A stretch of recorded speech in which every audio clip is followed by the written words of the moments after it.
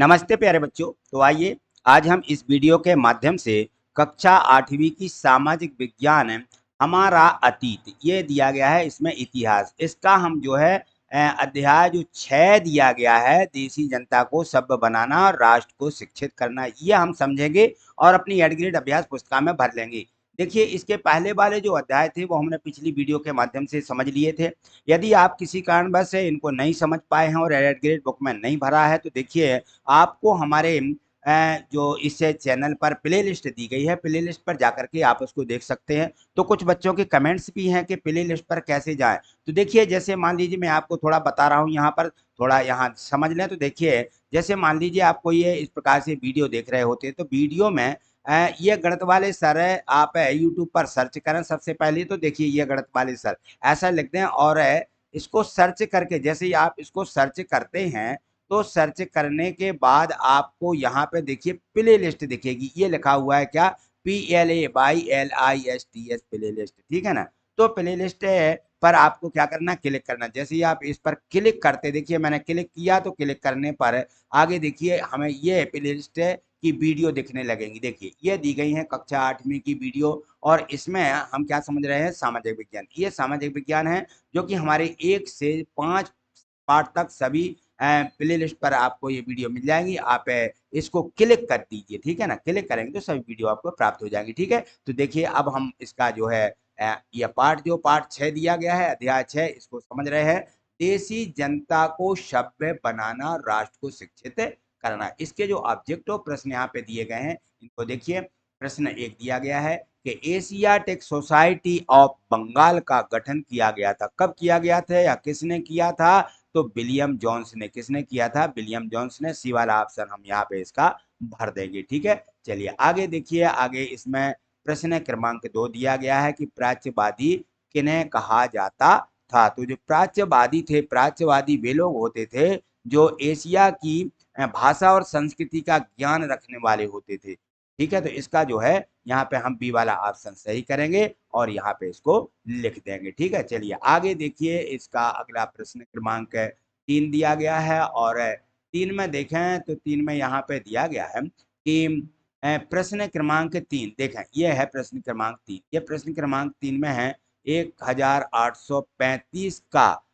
शिक्षा जो है अधिनियम आधारित था। किस पर आधारित था ये? तो हमें इसमें देखिए ये दिया गया है थॉमस बेमिंगटन मैकाले के विवरण के आधार पर। तो हमारा यहाँ पर जो है जो क्वेश्चन बन दिया गया है, ये हम इसको क्या कर लेंगे, इसको सही कर लेंगे, ठीक है। चलिए आगे देखिए। प्रश्न क्रमांक 4 दिया गया है। इसमें दिया है कि सृजनात्मक शिक्षा को केवल प्राकृतिक परिवेश में ही प्रोत्साहित किया जा सकता है। उपरोक्त विचार किसके थे? तो ये थे रविन्द्रनाथ टैगोर के, जो कि सी वाले ऑप्शन में दिया गया है। तो यहाँ हमें रविन्द्रनाथ टैगोर भर देना है, ठीक है। आगे देखिए। प्रश्न क्रमांक 5 दिया है कि 1854 के वुड्स डिस्पैच यानी नीति पत्र में विश्वविद्यालय शिक्षा व्यवस्था हेतु निम्न स्थान पर विश्वविद्यालय स्थापित नहीं हुआ था। कहाँ पर? हैदराबाद में। इसका डी वाला ऑप्शन सही है और डी वाले ऑप्शन को आप जो है यहाँ पे भर देंगे, ठीक। चलिए आगे देखिए। तो इसमें अगला प्रश्न यहाँ पे दिए गए हैं। इन प्रश्नों में है रिक्त स्थान। प्रश्न क्रमांक 6, यहाँ से देखिए इसमें रिक्त स्थान की पूर्ति कीजिए।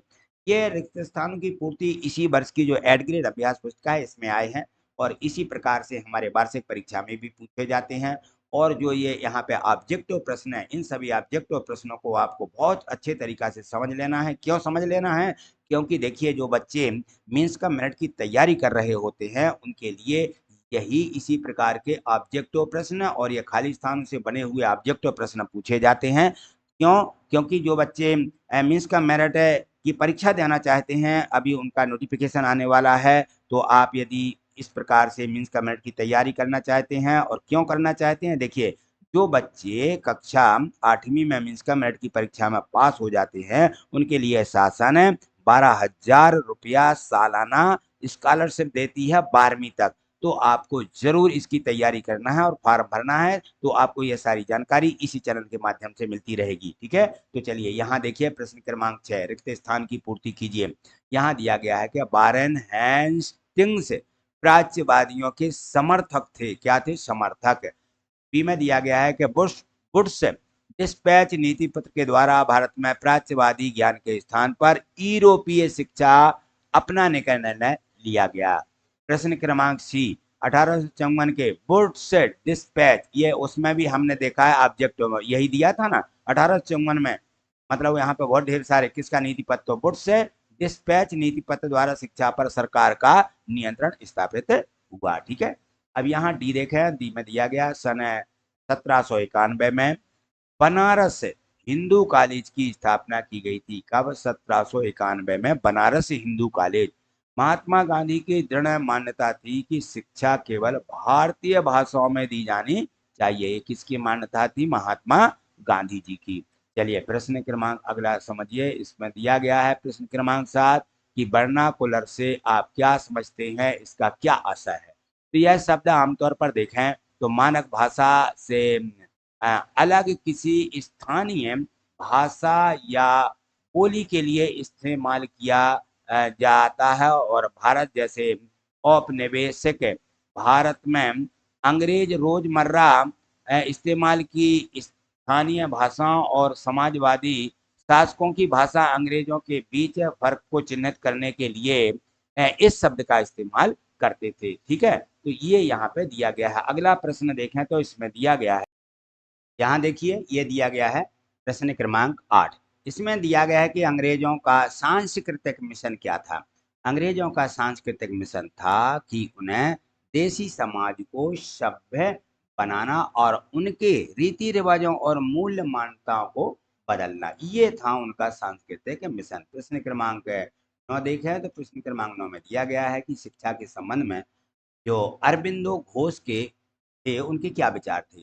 तो शिक्षा के संबंध में अरविंद घोष के विचार थे कि शिक्षा को मातृभाषा में होना चाहिए, और सही बात भी थी, ताकि यह अधिक से अधिक लोगों तक पहुंच सके। शिक्षा के क्षेत्र को कोई हस्तकला भी सीखनी चाहिए ताकि वह स्कूल छोड़ने पर यथासंभव रोजगार पा सके। ठीक है ना।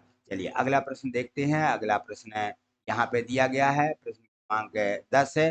तो देखिए कुछ बच्चों के कमेंट्स रहते हैं हमारे लिए कि सर आपकी वीडियो हमें मिल नहीं पाती हैं। तो देखिए यदि वीडियो नहीं मिलती हैं तो आप हमारे टेलीग्राम ग्रुप से जुड़ जाइए। तो टेलीग्राम से जुड़ने का मैं आपको एक तरीका बता रहा हूँ किस प्रकार से आपको टेलीग्राम से जुड़ना है। तो देखिए टेलीग्राम हमारा ग्रुप दिया गया है।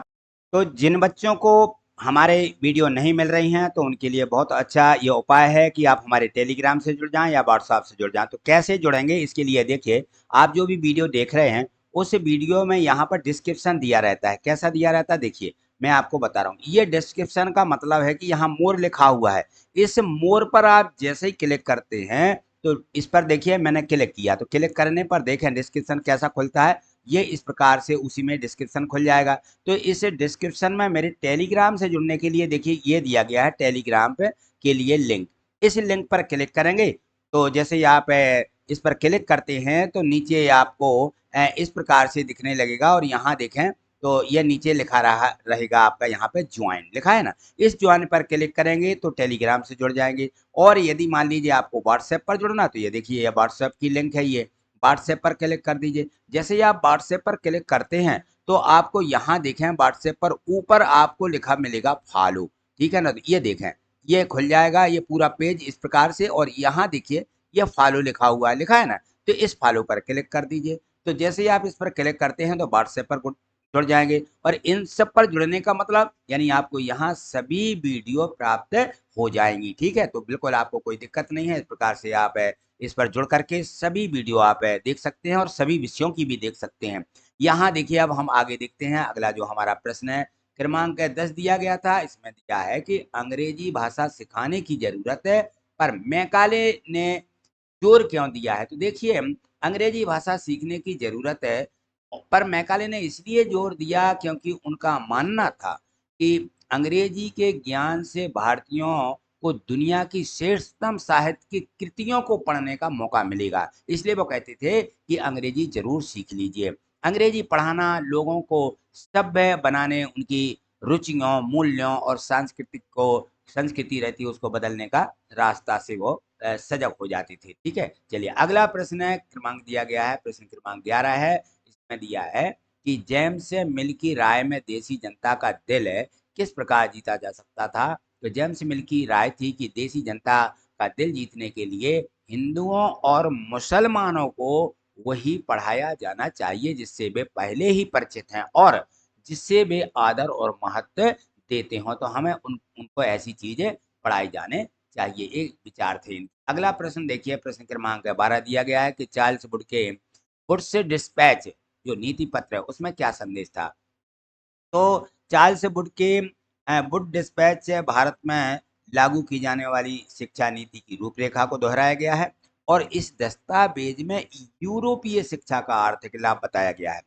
व्यापार और वाणिज्य में विस्तार होगा, देश के संसाधनों के विकास में मदद मिलेगी, भारतीयों की रुचि और आकांक्षाओं में भी बदलाव आएगा, साथ ही यूरोपीय शिक्षा में भारतीयों का नीति उत्थान भी होगा। तो इस प्रकार से उस नीति पत्र में क्या था, लिखा गया था। अगला प्रश्न देखें, यहाँ पे दिया गया है प्रश्न क्रमांक 13, इसमें है कि सन 1830 के दशक में एडम के अनुसार बंगाल भारत की पाठशाला कैसी थी, संक्षेप में लिखिए। तो 1830 के दशक में एडम के अनुसार, जो एडम थे उनके अनुसार, बंगाल और बिहार की पाठशालाओं में 1 लाख से ज्यादा पाठशालाएं थी। वहाँ छोटे छोटे केंद्र थे, 20 से ज्यादा विद्यार्थी नहीं होते थे। पाठशाला में पढ़ने वाले बच्चों की कुल संख्या 20 लाख से भी ज्यादा थी, लेकिन पाठशाला संपन्न लोगों और स्थानीय समुदायों द्वारा चलाई जा रही थी। शिक्षा का तरीका काफी लचीला था, बच्चों की फीस उनकी आर्थिक स्थिति पर निर्भर करती थी। तो इस प्रकार से वहाँ की पाठशालाएं थी। प्रश्न क्रमांक 14 देखिए, 1854 के बाद कंपनी ने देशी शिक्षा व्यवस्था में सुधार हेतु क्या कदम उठाए। 1857 के बाद देखिए, देशी शिक्षा व्यवस्था में सुधार हेतु नंबर 1 ये कदम उठाए गए। कंपनी ने बहुत सारे पीड़ितों को नौकरी पर रख लिया। प्रत्येक पंडित को 4-5 स्कूलों की देखभाल के लिए जिम्मा सौंपा गया। अध्यापन कार्य पाठ्य पुस्तकों पर आधारित किया गया और विद्यार्थियों की प्रगति मापने के लिए वार्षिक परीक्षाओं की रूपरेखा भी तैयार की गई। तो इस प्रकार से उन्होंने किया। प्रश्न क्रमांक 15 देखिए, इसमें दिया गया कि महात्मा गांधी औपनिवेशिक शिक्षा के पक्ष में क्यों नहीं थे।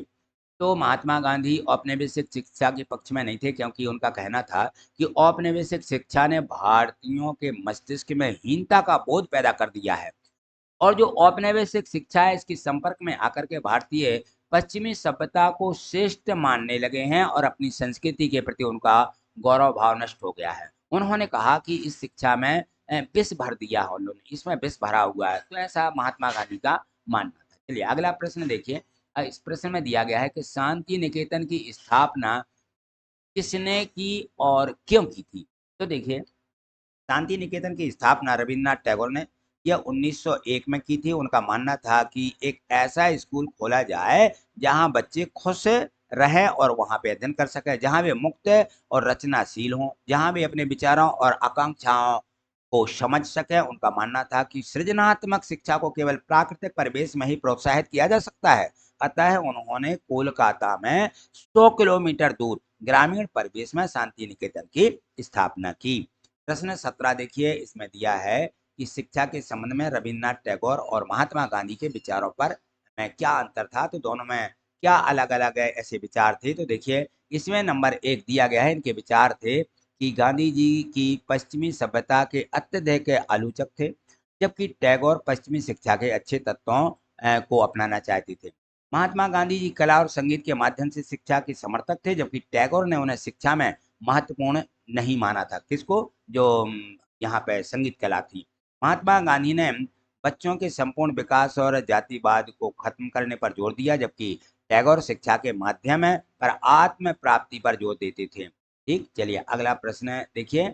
यहाँ पे जो प्रश्न क्रमांक दिया गया है ये 17वें प्रश्न तक इस पार्ट में दिए गए थे। तो आपने सभी प्रश्नों को बहुत अच्छे तरीके से समझ लिया है। अब आप जो है इनको अपनी एड ग्रेड अभ्यास पुस्तिका में लिखें और वीडियो को 2-4 बार प्ले करके देखेंगे तो आपको ये प्रश्न याद भी हो जाएंगे। तो देखिए, ये सभी प्रश्न जो हैं इनमें से वार्षिक परीक्षा में पूछे जाते हैं और मैंने बताया कि मीन्स का मेरिट परीक्षा की तैयारी के हिसाब से भी इनको आप पढ़ेंगे तो बहुत से ऑब्जेक्ट तो इसी में से आपको मिल जाएंगे। इस प्रकार से आपको बहुत जल्दी सी ये जो है एड ग्रेड अभ्यास पुस्तिका भरवाई जा रही है। तो आप इसी प्रकार से भरना चाहते हैं और आगे देखना चाहते हैं और चैनल पर नए हैं तो चैनल को सब्सक्राइब करके रखिए, जिससे कि आपको सभी वीडियो प्राप्त हो सके। ठीक है, आज इतना ही, मिलते हैं अगली वीडियो में। थैंक यू, धन्यवाद।